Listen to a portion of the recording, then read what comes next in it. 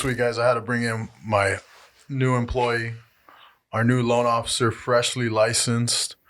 I want to talk about what it's like to become a loan officer and what steps have to be taken to get licensed. And as we go through it, we're going to talk about the development of AI integration into our systems, how the mortgage industry is going to transform, how real estate is going to change, and some of the risks that we're seeing going forward as AI starts to integrate with our implementation. And we'll see where we go. I want to welcome to the Breakthrough team, Horacio Hernandez. What's up, everybody? Official. Officially licensed. Officially licensed. I was already officially licensed, but that paper makes it extra official. So what was it like to get licensed? Like, what are the steps you had to take to get your license? Like, first and foremost, you got to take an education course, or first and foremost, you got to engage with somebody like Tony that told me, hey, man, have you ever considered mortgages?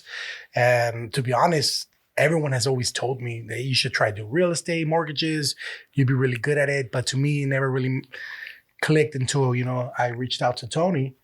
And I was in transition from, not in transition yet, but there was a possibility that they were going to close our company out in California. So kind of took advantage of that, took a couple of classes online, was 20 hours of educational courses. And after that, you sign up for the test, you study, and then you just take the test and pass. Passed on my first try too. That's awesome. Congratulations. Welcome. Oh, thanks, brother. What are some of the challenges you see that you're facing as a new person in the industry? Just like any industry, when you get started, there's a learning curve. And I realized that to be well versed in the mortgage game, you gotta know your products. You gotta understand the markets. I've been blessed that that's always interested me, but now it's a little bit more.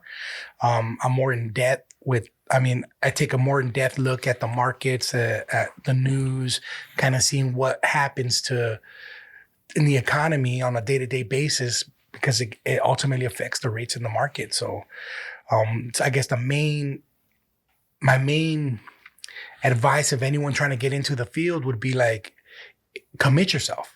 Because if you don't commit, then what's the point? What's the point of coming in, Tony knows, like, I drive an hour to get here and an hour back.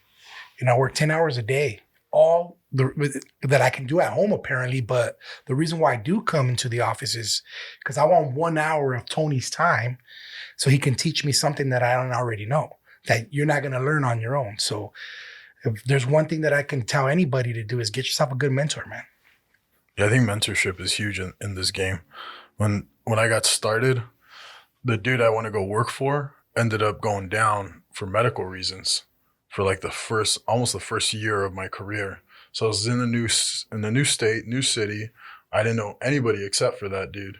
And I just had to figure it out. I drove for Uber from 5 to about 7. I drove for Uber.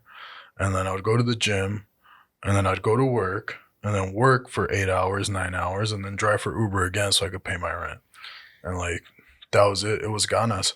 I think that one of the things I was recently tasked by the CEO to tell me, I was recently tasked by the CEO, and he told me, hey man, I want you to write down what are the qualities of a person that you would want on your team, because we're trying to expand nationwide.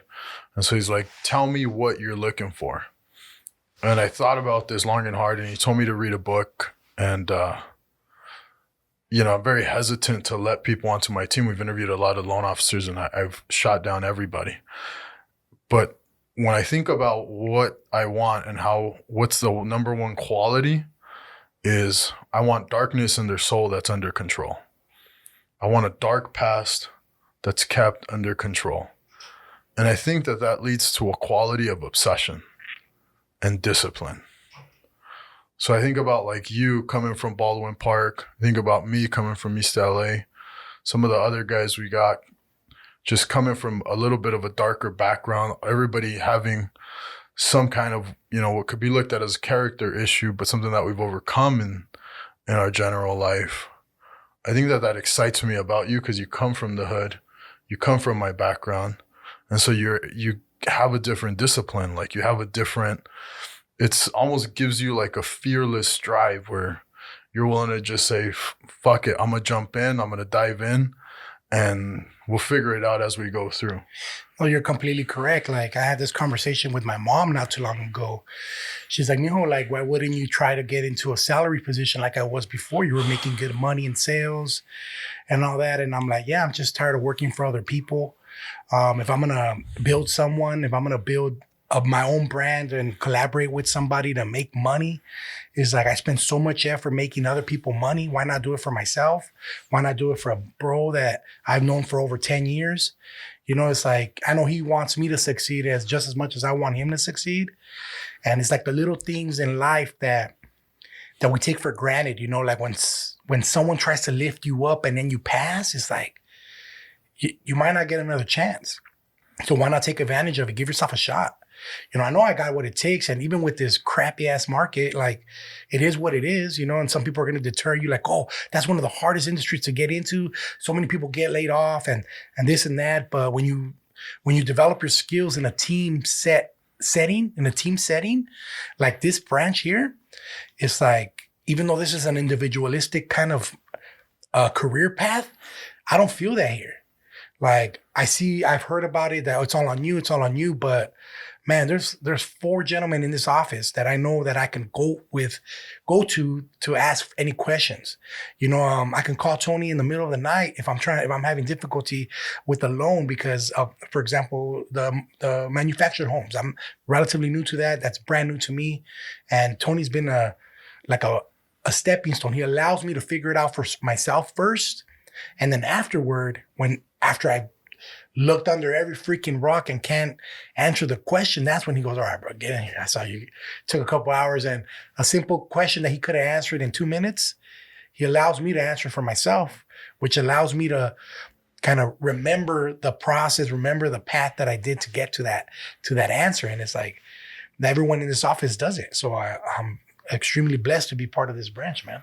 Appreciate you. No, I got you, man. We're super excited to have you. You have really good energy. I think we needed, the colorful energy. Oh, Not just because of your brown skin. I'm a brown skin too.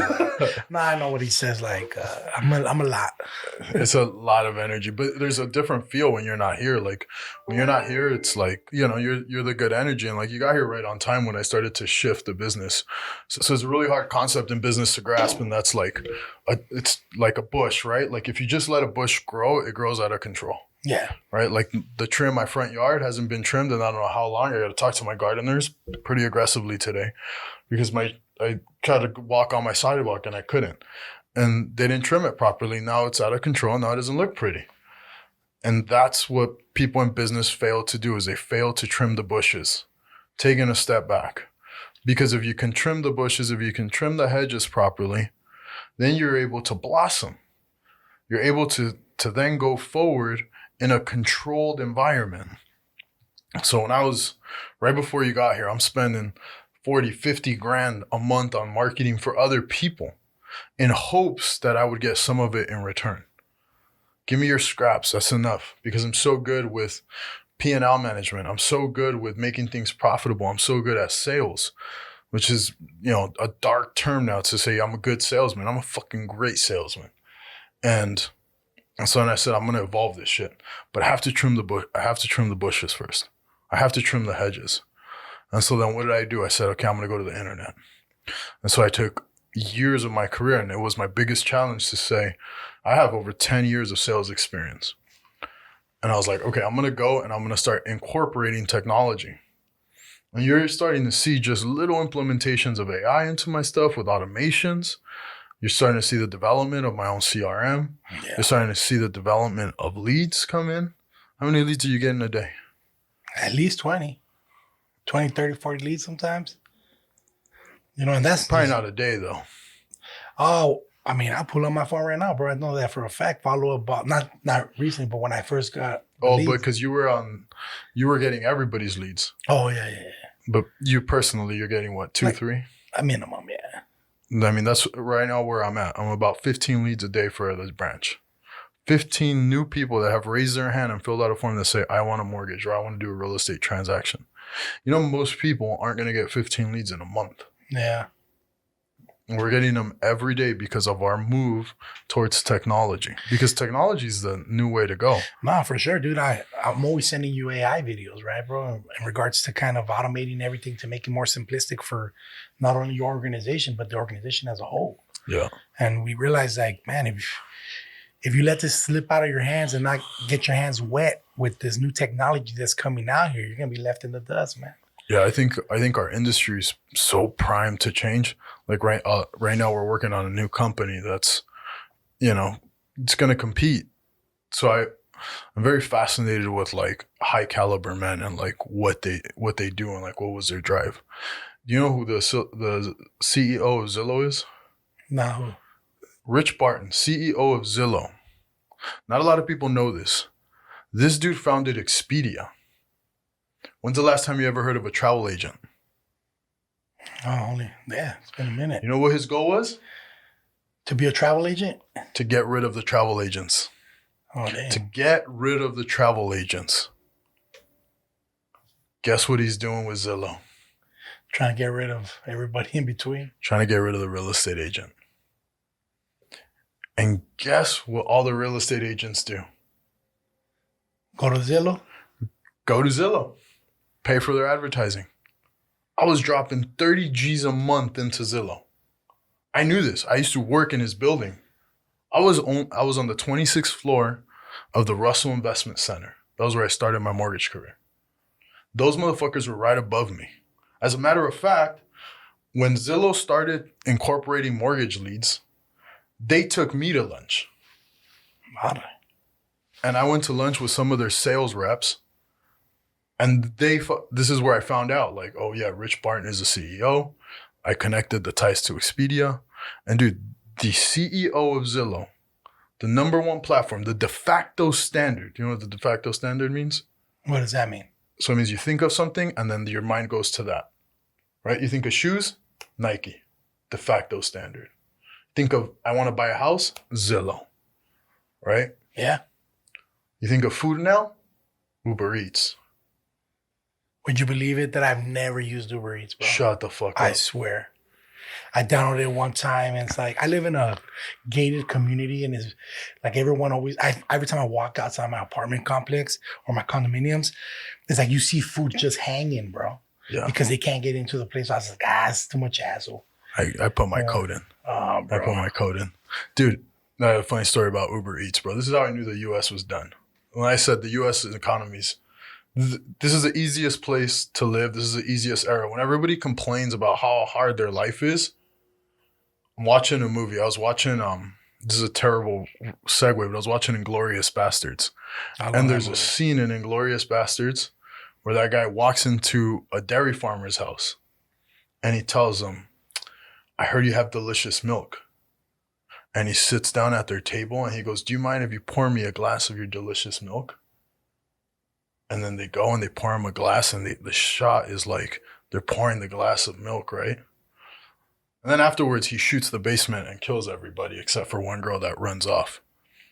And I'm watching this and I'm super high and I go, fuck, I could really use some milk. But at the time, I was trying to cut weight. So I had to deal with myself that I wouldn't allow myself to drink milk and eat cookies unless I walked my ass to the grocery store and I bought 1 pint of milk and my cookie, and then I would have to walk home because then I figured I would burn the calories. Why you lying, bro? You know it was more than one cookie, bro. It was always more. It was a whole sleeve. Well, one sleeve, but it's all right. I was like, I'm too high to fucking go drive. And Uber Eats was just starting to be a thing. So I go on Uber Eats and I fucking order warm cookies from Midnight Cookie Delivery Service. Damn. A cold glass of milk. I paid $20-something for like 4 cookies and a glass of milk. Oh shit, $20 for milk and cookies. That'll deter me from eating milk and cookies for a minute, bro. Bro, when you're high, you're watching a movie, you're chilling, dude, it's worth it. And it gets delivered and I go downstairs from my apartment. I go downstairs, take the elevator, and then open the door and the driver hands me cookies and milk. I go upstairs, I go back to watch the movie, I go, we're so fucked. As I'm sitting there enjoying warm cookies and cold milk that got delivered to me in 30 minutes after having the thought, and I'm thinking about like just 100 years ago, how hard was it to even just get the glass of milk? Let alone churn the butter, right? Get the flour, the sugar to be able to create the cookie. And now it's a couple buttons and it's delivered to your front door. Yeah. It's so crazy. But as we digress, Rich Barton, CEO of Zillow, is on a mission to get rid of the real estate agent. And yet we're funding this project for him. Yeah, I also see too, you see it every day, man, when we reach out, real estate agents are reaching out to you. Because Well, now they're reaching out to me because of my lead gen. Because I created a new lead gen program and I've partnered with brilliant minds in the Google space. I went out and I reached out to people from Silicon Valley. The dude that is partnering with me to fund this project, that dude wouldn't take me as a customer in 2020 because I was too small of a fish. He goes, you're not going to be able to handle what I want to do. And after years of dripping on him and telling him, I'm ready. I don't care what it costs. As a matter of fact, yesterday we were talking and I did some market research. I talked to one of the top guys at Rocket Mortgage and I went, hey man, what state is performing the best so I can send my leads in that state? And he said, Texas is performing the best. okay. So 5 out of my 7 top producers are all in Texas. All right. So you got to get licensed in Texas, and you can do it easily right now because you just got licensed. Yeah. I'll pay for the licensing. Thanks, bro. And so I was like, okay. So I hit up my guy. I was like, hey, let's go after Texas. Let's drop another couple thousand into Texas every month. And he tells me, he goes, you're already at X amount. And I go, fantastic. I can't wait to triple it. I can't wait to quadruple it. Because that's the way we're going. And where people are missing the mark is that they haven't realized that the mortgage industry has transformed. And because of the use of technology, the lenders are now able to get to the client before the real estate agents. And Zillow is seeing this, and Zillow has been playing with creating their own mortgage company. They failed miserably the last time they tried to do it, but they picked the wrong institution.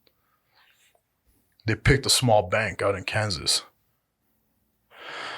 What they need to be doing is partnering with a big mortgage company. Like APM?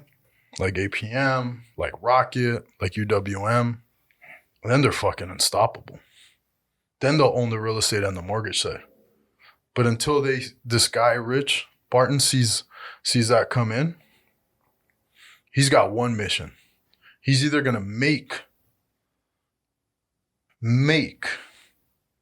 every real estate agent working for him through his Zillow Flex program,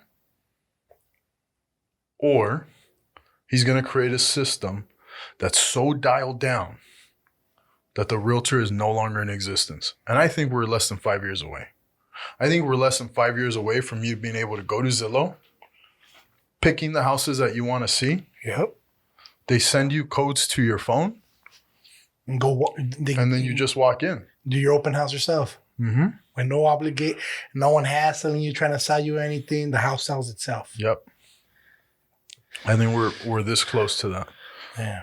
And that's why I'm so glad we're in the mortgage space, because all these tech companies that have tried to come into the mortgage space and take out the human aspect have failed miserably. But AI wasn't this prominent. I think that the lenders, the loan officer position, 10, 15 years. I think the real estate agent, 5 to 10. So what's your plan after 10 to 15 years, bro? I know you say you had some big things in your back pocket. I do. What are you going to do in 10 to 15 years when Zillow takes over mortgages? Or are you going to I will have already sold my mortgage company. That's what's up. I'm out. But what Rich Barton believes in and what he's trying to do, I think he's onto something. And I believe it too. Listen, I love all my real estate partners, not to take it from them, but I've been fucked over by every real estate agent I've ever worked with. Every single one. There's just something about that industry where they drink the Kool-Aid and that it's almost like they lack one quality. They lack accountability to themselves. And I just can't figure it out.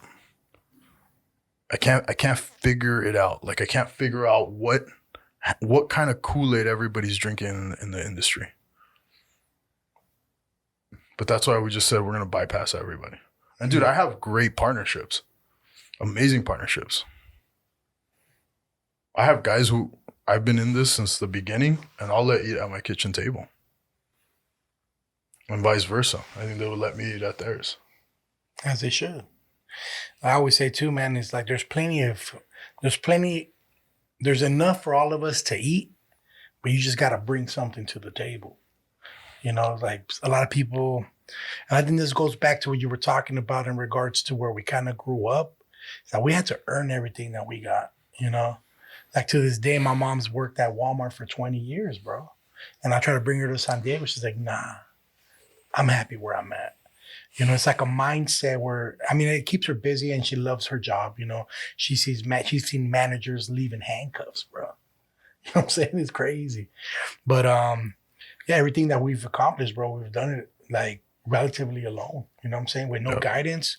I myself never had a father figure to teach me about finances, the business aspect, how to be an entrepreneur. You know, as we're developing our being at a young age, you know, becoming young men, it's like, you know, you have the goal, which is, you know, educate yourself, which as much as people bash on a bachelor's degree and how useless that degree is nowadays, it's like, I would have never met you, bro. We wouldn't have met at UCSD, right?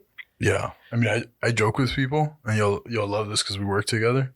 I tell people my degree at UCSD is not in psychology. My degree is in field lining. Yeah, I remember that too. I got really good at painting straight lines. Yeah, I can make I know the dimensions of a soccer field. Yeah. To Olympic soccer fields for that, right? Professional soccer fields, the Olympic when we did the track and field stuff, that was awesome too. Were you there when I had to paint the field for Tom Brady and Bill Belichick? I was there. And Bill Belichick got out onto the field. I remember Wilfork. What's the guy's first name? Fuck, the big ass dude. He was a nose tackle, weighed like 350 pounds. No, I wasn't there that day, but I was there when you remember when we met Joe Montana? Joe Montana and his wife. Bro, we met so many. We met Tom Brady, Joe Montana, Johnny Manziel. Not only that, but like Brady Quinn. I know people don't really remember him, but basketball, we met Chris Paul, Gasol, Kendrick Lamar. No, what's that dude? Kawhi Leonard. Kawhi Leonard tried to kick me out of the gym. I was like, "You out of your goddamn mind." He's like, "I run this motherfucker." He's playing ball with his squad. He's like, "You got to leave." I was like, "I'm sure not. I'm sure not. I'm gonna be playing right here on this court because I work here. This is my gym, and you're visiting. Like, get out of here." Yeah, it was fun, man. Remember those good times? Dude, UCSD was. I think our UCSD was uniquely different than most people. Yeah, because we worked at the facilities that everybody got to enjoy, but we also got to see all the back end stuff. You know, the green rooms when Wiz Khalifa, remember when they did he left us a bag of weed. Taylor Gang. I mean, they left you a bag of weed. I don't smoke weed. But no, man, it was fun. It was an interesting life. And remember, man, I had dropped out of college in the beginning. Kind of messed up my first round because, you know, again, I wasn't prepared. You're a straight A student in the hood. You barely have to study. When you go to college and you try to have that same mentality, you realize, like, dang. Yeah, I got kicked out twice. Yeah, man. But shit, went back and graduated. 3.75. Dude, that was rough. Getting kicked out and having to go to Mesa College. Yeah, I think I went back when I got kicked out. I went back to Citrus College back in Glendora. Brian Waddington, he was the honors director, you know? He was a great guy, man. He was my mentor. He got me back in the mindset where, like, man, you can stay true to yourself, but you got to set yourself goals. And, like, you think that you have to be a certain way to be successful, you know, a cookie cutter, clean cut. And Brian Waddington You know, I hope if he ever hears this, like, I have so much respect for the man. I was going through some tough times with radiation at the time. And like this guy just motivated me to just like keep going forward. And like, he literally, once I started getting, I was a straight A student at Citrus College. And there was a moment where I thought I had to start over because I didn't know the process. And I was like, okay. So there was this program called the General Studies program at Columbia University.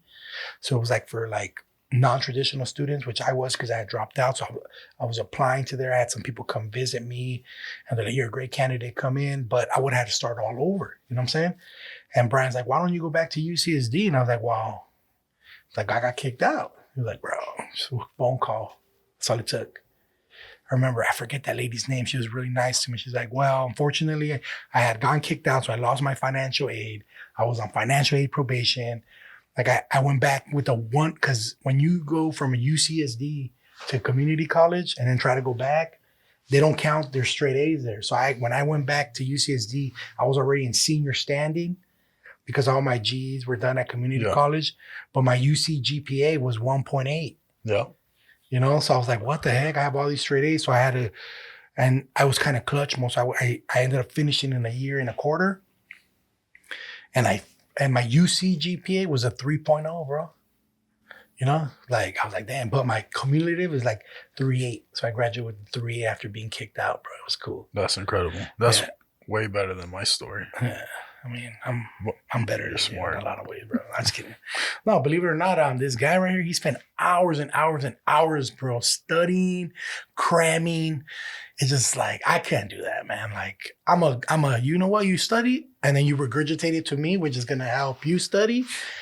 And then you'd get all mad when I did better than them in the test, man. Yeah, that was also like, I would spend days, nights at the library. No, at the library, or I would be at this computer lab in Roosevelt College. Oh, I know what you're talking about. The one Me and Ivan on the left, right by where the new Rady School of Business is at. Yeah, yep. I would be there. I knew the lady that would close it, and she was a Latina lady, but because we like jived with her and spoke Spanish. Was that the lady? Her name was Carmen or something like that? I don't know. I think it might be her. I remember her too. She'd just like get there and be like, "Otra vez, mijo, again?" And I'm like, "Yep, again." Like, and I just stay there all night, dude. But it was just because I was on so much Adderall that I could stay there all night.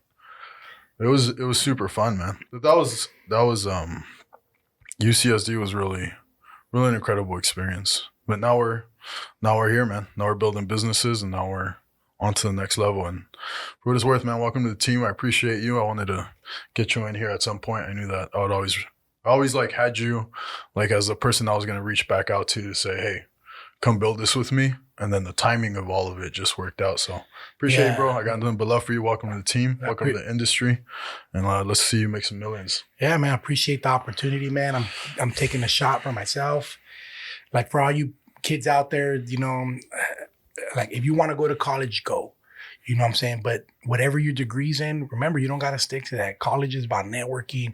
It's about developing that discipline like that Tony had, being able to study and, how do I say, engulf yourself in the process of what it is to become successful and realize that, you know, you have to have that discipline. And it's okay to not have it in the beginning and to fall off.